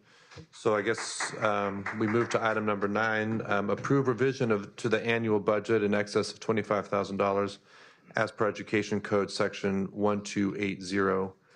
This revision has been included in the first interim report that is certified positive by the County Superintendent of Schools. So that's item 9. Item number 9. Thank you. So, Can I ask a question? sure. Can I just have clarification from somebody of why and what's the rationale behind certifying positive, given some of these numbers we're seeing? So certified positive is that we can meet the budget obligations for the current year and 2 subsequent years. And basically based on our reserves and the items we've outlined, that's why it's positive. Okay, thank you. And when it says it's certified positive by the county superintendent of schools, is that more of a formality, or did Al see this, or did Ramon? Who's certifying this? Currently it would be Dr. Miramonte, since Dr. Mahash is on medical leave. So Okay, so Al hasn't seen this, and he's not certifying it. It's Ramon. right, it's who's delegate doing that. duty, correct. Gotcha. So should we say, is that your official title, county superintendent? No. So should we use this? He's a deputy So superintendent. shouldn't we put deputy? That's from the education code, so when we certify, it'll be his deputy title. So it's just a signature on the page, but the code requires the superintendent. So he's been delegated that authority right now, but the code says Oh, okay. superintendent. So when the actual document goes out, it'll say Correct. deputy Yes. superintendent of schools. So it's a formality here that required by the state, is that correct? That's what the code reads, is this, Okay, yes. and we can't change it, the deputy, it's just the way it is. Correct. Okay. Okay. Any other questions? Do I hear a motion? I'll make the motion. All right, I will second. All in favor? Aye. Aye. Any opposed? Passes unanimously. Thank you. So on to information items. We'll start with our parent communication. Trustee Valdez. So this is a recurring item, the communication flyer that went out to, for anyone who's not familiar with it, the communication flyer that went out to every student in Orange County, just explaining to them what their public school options are, or whether that is an intra-district transfer or an inter-district transfer or a charter school, and just explaining that those are all the no-cost options available to parents. And so, Renee, as I recall, at the last meeting, we were ready for printing. And I've heard that printing has occurred. I heard that some of the school districts got the flyer via email. And I guess my question to you is, what is the status of the printed flyers? All of them have been distributed to all the school districts and charter schools as of last week. That is totally fantastic. And how many flyers did we distribute? I think it's like 486,000. That is fantastic. And how much did we spend on that in copying costs? About $24,000. Do we have any at the back of the room for constituents who come in? I think I had requested that at the last You meeting. did, and I apologize. We will do that for next If we time, could- yes. If we could, at our Yes, we public will. meetings, have a Yes. pile for people who come in, who might want to take to their We will make neighborhoods. sure that. Thank you. Well, I want to thank you, Trustee Valdez, for putting that forward. I think we really did a good service to our county, frankly, in informing people of their rights, because I do think a lot of people, gosh, I didn't even know I could, I know there was a public comment tonight criticizing that flyer, which is just unbelievable to me. The genesis of that flyer was literally a constituent that I had met years before, and who recognized me from years before in a restaurant, and who had moved from Tustin to Santa Ana, and wasn't too happy with her current school. And when I explained to her that what her options were, that she had an opportunity to go back to the school district where she came from, even though she didn't live there, she got visibly upset, almost started crying. And that was the genesis of why I wanted to notify, every student in Orange County. So, for someone to make a public comment, trying to say that our efforts to distribute information to people who just don't know what their options are and somehow criticizing that, I mean, that's just beyond the pale to me. It really is. It's just beyond the pale to me. It's just ignorant. It really is. There could not be a more stark option in District 3, from someone who wants to keep parents in the dark to a trustee who wants, parents to know what their options are. All right. So we will proceed to superintendent announcements. Just a reminder that Wednesday, January 10th is the next board meeting. since we had changed that one. The submission deadline will be December 22nd, and board packet delivery will be January 5th. The office is closed on December 25th, 26th, 1st, and 2nd. Very good. Other announcements? Oh, yes, Dr. Miramontes has some announcements. Doctor. Sorry about that. I'll turn it your way. President Shaw, members of the board, and fellow guests, my pleasure to recognize the following two organizations. First, thank you, Mrs. Sparks, for approving us to apply for the Golden Bell this past year. Congrats to our Crisis Response Network for receiving the California Schools Board's Golden Bell. CRN, as it's known across the county, was developed in 2008. It's been in place for 15 years to support Orange County's 29 public, private, alternative, charter schools, and youth-based community programs with crisis readiness, response, and recovery.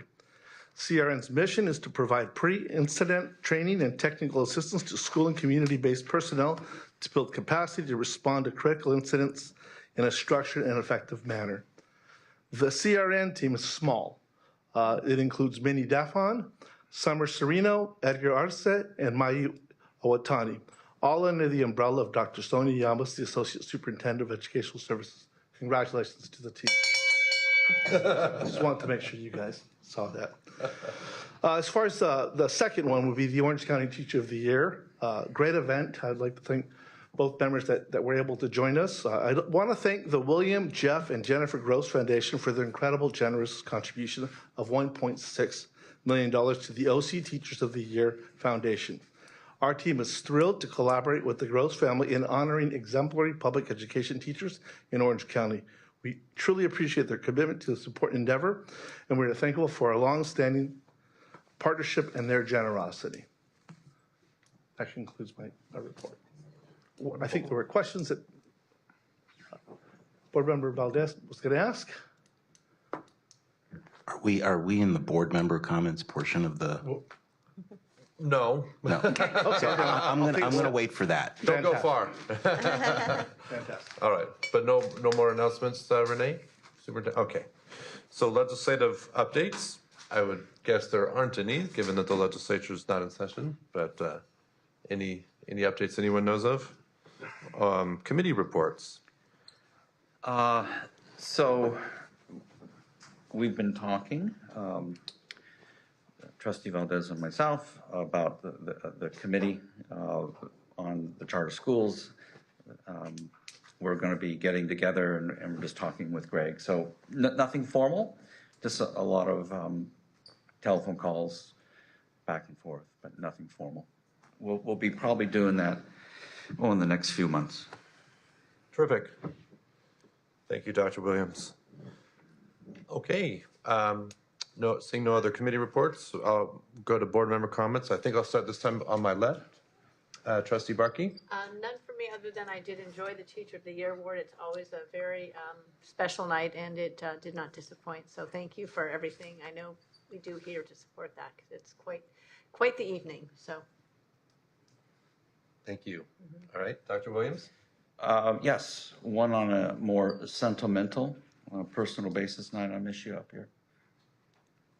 Miss you, yes. We are going to miss you. I've had many years and fond memories, and we've bickered back and forth. We yelled and screamed, but I still love you, and I still care for you, and I will miss you. What is your official last day, by the way? Because we want to get you a gift or get something together. What is going to be that day? Her official date is February 5th. Okay, so is that a meeting? January 10th. No, but no. Oh, February 5th, yes. February 5th Wednesday, is February 5th, yes. It's a Monday. No. Oh, it is? Oh. Oh, so you won't be there for February meeting. So it's next meeting. We all have to get together. And Only one in. more chance to yell at her after tonight. Yeah. We only say words because we're very caring for one another and very passionate about issues. And again, I'll say something more sentimental in January then. And real quick, just for the record, Renee or Dr. Miramontes, what is the current status of Dr. Majerus? I get questions all the time about what is the status, how is he being paid? You don't have to give away any personal HIPAA-related things, but this is an issue of public interest. He is a publicly elected official. He's not someone who is hired. He is a public elected official. Many people just want to know his status. He is on a medical leave currently. Okay, so the last time he was here was in December, so it's been a year. How long are employees allowed medical leave of absence? Just as a general policy? Well, you're saying, it depends on how many sick leave hours they have they've accumulated, right? And so that's different for every employee. And so, but he wasn't on a medical leave in December.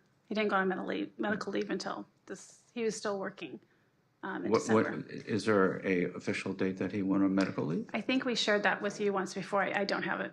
Off the top of my head, it was in June or July. June or July. Yeah. Okay. So when was he actually physically last here on campus? I don't know that question. I don't have any numbers off the top of my head, but a lot of the work that he does is not on campus. The same as our prior superintendents also. They're not here. They're running remotely, phone calls, emails, Zooms. So. Okay. So he was working until June, July, then. Correct. That's what you're saying? Yes. Okay. Okay. That's it. Dr. Sparks. I just want to thank Nina for all, we've known each other, I guess, 5 years now, and the January meeting, I'm going to be in Thailand, so I'm going to be a little bit sleepy zooming in, but I will be here on Zoom. Anyway, so just thank you for, shepherding all the cats around here. we all appreciate it, and I know it's a lot to manage on a monthly basis and a daily basis, so I'll have more to say later, but I wanted to say something in person, so that's all. Thank you. Trustee Valdez? So I don't have any comments, but there were some public comments about a school closure, and I did speak with Dr. Miramontes, and I think we need to talk about that, possibly make it an agenda item for next month. But I'd like to hear what the Dr. Miramontes' explanation is. It sounded like from the public comments that there was a campus for, I don't want to say mentally ill, but it sounded like disabled kids that was being closed. That's what I heard. And they just assumed that we knew what they were talking about, and that's why I went to you at the break. So can you explain that? What's going on? Absolutely. So we have Skyview, for those of you that were here. Skyview was closed. They have their own separate campus in Orange. It's been several years that they've been housed on an alternative ed site at Harbor Learning Center North, right? And so it was always the intent to move them off of that campus and not sit with high school students. So you've got kindergarten students all the way up to 12th grade on that campus. And so it was always the intent. And we've been looking with different partners. We've been looking for. Are these disabled kids they're that not. you're talking about? They're homeless youth, homeless children. So it's a program. So parents have the right to either stay in their school of residence. If I live in Costa Mesa and I move to Newport and I'm homeless, I have the right to stay in Costa Mesa school or attend the new school, or we have our own Skyview school. So many of the students are at Skyview that live in the surrounding area. So these are kids coming from all over the county then? Correct. Okay. Yeah, and so it was always our intent to have them, not have them, that was not a permanent placement, permanent housing for them on that campus. We've been working with different districts to see who has a little bit of space and who might be able to help us with this. We want to extend the school day. So originally they were going to school from 8 to 12 o'clock when I first arrived. Now they're going 8 o'clock to 2 o'clock, but with the ELOT program, it's an opportunity also to extend their day until 5 o'clock or 6 o'clock. So the school is not closing like they said. School's not closing. It is moving. The school is, yes, correct. We're looking, yes, at moving the school site. And services are not being discontinued to those kids. Thank you. Yes, all the services will follow students, the clinicians, the counselors, the same teachers, the paraeducators, the home community liaisons. Everybody's moving together. How many kids approximately are we talking? 26 students, but it fluctuates. They can go up as high as depends on who wants to come in. It's a revolving door, but typically it's anywhere, we have 3 classrooms there. A 4th classroom is 7th and 8th grade. They would stay on the Access campus. And we think the services that they're going to get at the new campus are better because they're going to extend through the day longer. Not only that, but they will be on an elementary campus. More appropriate for their age. Correct. Okay. Will they have transportation Absolutely. provided? To and from, door to door, wherever they're at. And if we're gonna go till 5 p.m., I'm guessing we're gonna have to feed these kids too. We feed them dinner as well. Correct. I have some more questions. So overall, then, the Skyview School is one of our access schools, is one of our programs for the homeless. Correct. And the parents came here today, and we had no idea what this was about. This is sometimes what happens when the left hand doesn't know what the right hand is doing. We're just sort of sitting here thinking, what is going on here? And maybe perhaps some communication with the board letting us know would be really, really helpful, so we're not sideswiped or in the dark about what's happening, because we care for these parents that come here and they say things and they relate issues and supposedly facts, and we have no idea what's Absolutely. going on. And I care about the parents and students as Yeah, well. yeah. So absolutely. I'll find out where our communication broke down. Definitely keep the board involved and work with our community members that are out there right now. Awesome. At the break, went out, met with the 4 ladies, took their numbers. Their phone numbers are currently on the petition as well, but I want to make sure that I would communicate with them tomorrow morning. What is the petition? The petition is just a statement basically saying, keep us on that campus. The campus is not an elementary campus, right? So we wanted to take the teachers over as part of the plan, take the parents over to see the site. So, I mean, there's process in this, but I think when they heard it, and they just weren't ready for it. So again, I'll find out where we broke down in communication and make sure that it's rectified and we can move forward. How many miles are we moving them? It's about 2.1 miles, Vern? 2.4 miles. And I just want to clarify, they're not all homeless. There are a large population of homeless students that attend there. But they could be foster youth or just regular students also. Can we, so when is the change going to happen then? Well, we're looking to work on our MOU with the district. So we were looking at January 1st. Probably not going to happen then. Most likely in February 1st. Can we set an agenda item for the February meeting to see how this went? Can we do that? Can we do that far in advance?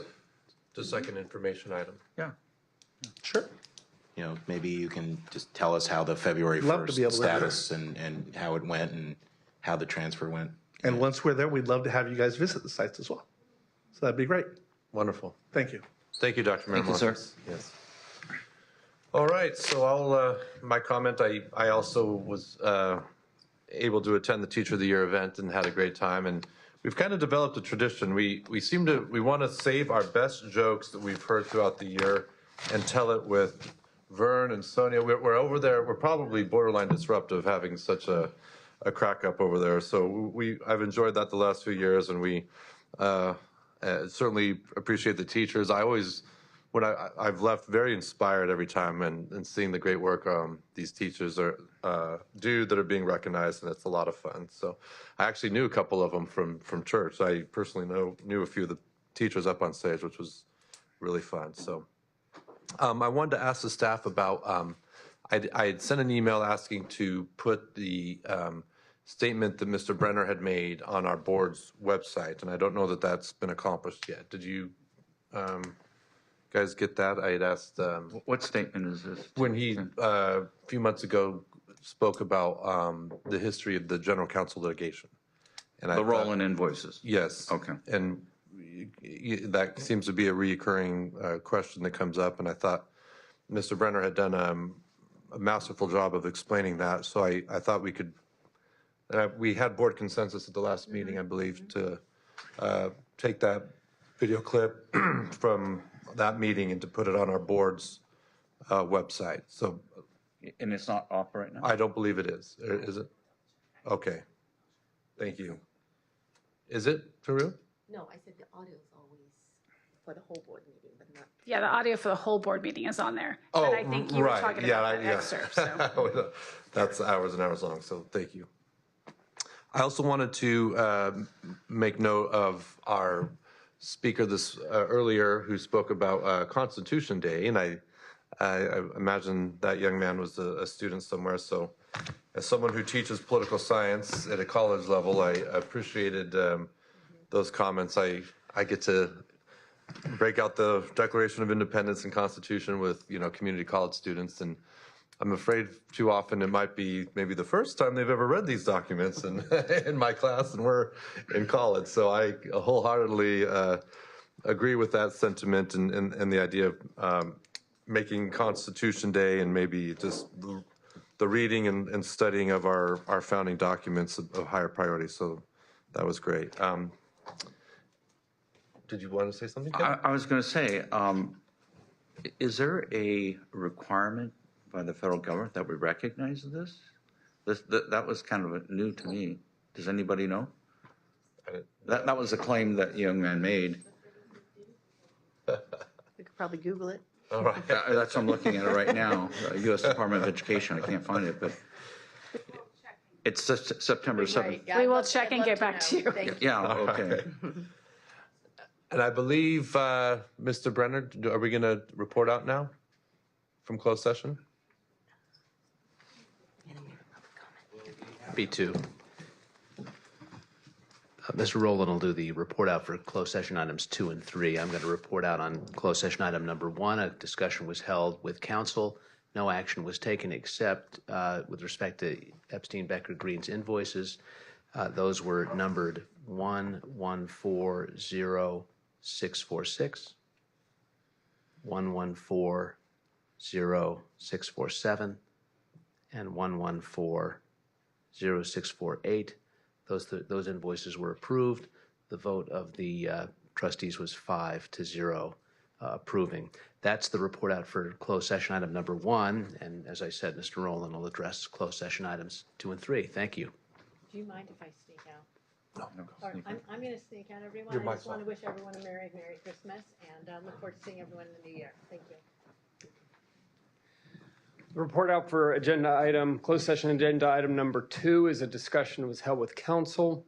No action was taken, but for the approval of Nielsen Merximer invoices, invoice number 264966, repeating 264966, and invoice number 266572, repeating 266572. As for closed session agenda item number 3, discussion was held with council. No action was taken. Board provided direction. Thank you. I know we have at least one more public comment. So, Dr. Sparks? Yes, Patty Sabota, you're up.